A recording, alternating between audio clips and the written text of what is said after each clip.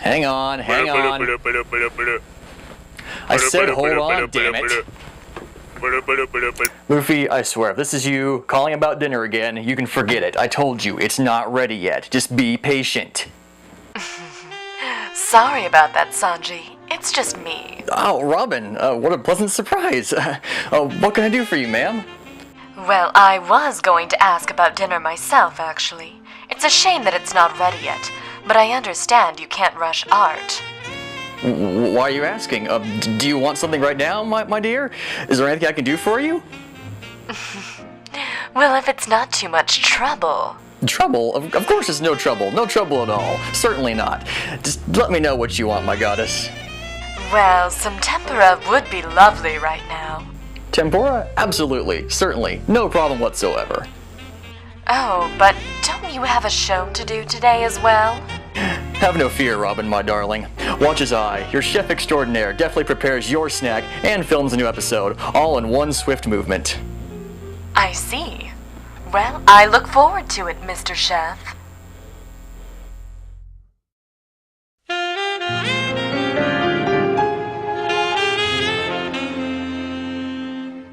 Hello there. Welcome to this month's episode of Cooking with Sanji. Today's focus is on the easy to prepare but difficult to master dish known as tempura. This is easily one of the most in-depth preparations I've done on the show thus far, and it may seem daunting, but if you follow along with my guidelines step by step, you'll be frying up delicious tempura in no time. For today's preparation, we'll be using the following ingredients and tools. Vegetable oil, flour, 1 large egg, 1 cup of ice-cold sparkling or soda water, 1 cup of dashi stock, half a cup of soy sauce and half a cup of mirin, 1 tablespoon of grated ginger, 2 cups of ice cubes, and 1/2 cup of rock salt. And we'll also need a small amount of rice wine vinegar as well. For our tempura ingredients, there's a fair variety of seafood and vegetables you can choose from. The only real limit is your own budget. For today though, I'll be sticking with Japanese sweet potato, kabocha, which is Japanese squash, asparagus, okra, and squid. Our equipment for this endeavor today will consist of a fryer of some kind, whether it be an electric fryer or a more manual approach, a large thermometer capable of reading upwards of 400 degrees, a whisk, a set of large tongs, a sheet pan, and a cooling rack of similar size, several mixing bowls, a mandolin slicer, a small mesh strainer, a small pot, and a grater of some kind. Oh, and as usual, a cutting board and a good sharp knife. One of the biggest issues for many people is that tempura doesn't fry up light, fluffy, and crispy like how they get in an actual restaurant. The 3 biggest factors are the temperature of the batter, how much it is mixed, and the temperature of the oil. We'll take the necessary steps to give you at home the best results for your tempura frying. We'll set up a frying station with our cooling rack and fryer. Add enough oil to come up to about 1/3 of the fryer's depth and place the thermometer in it securely. We're looking for a temperature between 375 and 400 degrees. Any hotter and the batter will brown too much before the inside is cooked properly.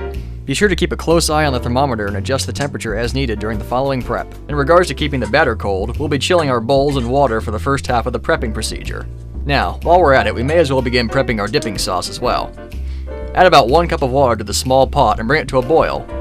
Add in the dashi stock mix and stir it together. Next, add half a cup of shoyu and mirin and about a tablespoon of grated ginger. Stir this together and leave it on a back burner on very low heat to keep it warm for the time being. Next, we'll prep our ingredients.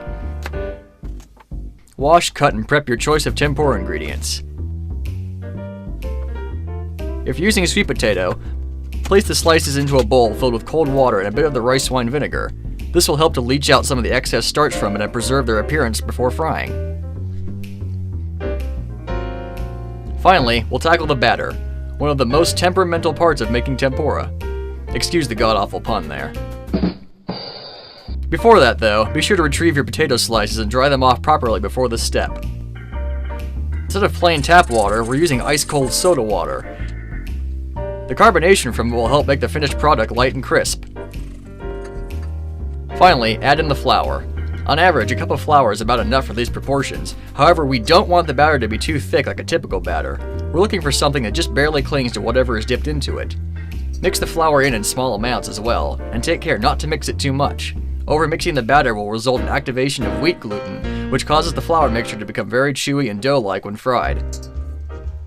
We'll also be taking the extra step to keep our batter cold by placing our mixing bowl within an ice water bath. Add the ice to a large bowl, and then add the rock salt to it. The reason for this is similar to making ice cream at home. Salt lowers the freezing point of water. Normally, water freezes about 32 degrees Fahrenheit. The addition of salt will lower the temperature at which water freezes, so that in effect we can make our ice water bath even colder during our cooking. Going back to the correlation between the oil and batter in this recipe, we'll be using a familiar trick from the tonkatsu episode. Using a chopstick or other narrow tool, coat it in batter and gently flick it into the hot oil. If the oil temperature and the batter consistency are just right, the batter should fry up in mere seconds. If not, be sure to check and adjust your oil temperature and batter consistency as needed. Time is the biggest factor here, so make sure and begin to fry as soon as the batter is mixed, as it will not keep for very long and will lose its properties that we worked hard to achieve as time passes. Take your dipping ingredients and lightly coat them in the batter, shaking off any excess. Then carefully and gently place them into the hot oil.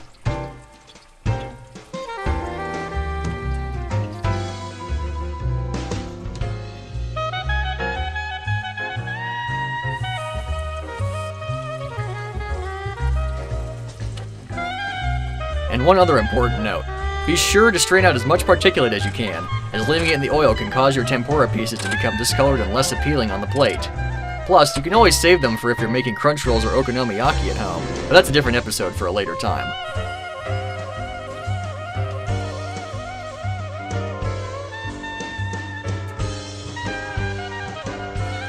Keep in mind, too, that placing too many pieces into the oil at once will cause its temperature to plummet, so be sure to fry only about 3 or 4 pieces at a time, depending on their size and thickness. These factors will also influence the cooking time of each individual ingredient. However, the general cooking time for most of these is between 15 to 45 seconds.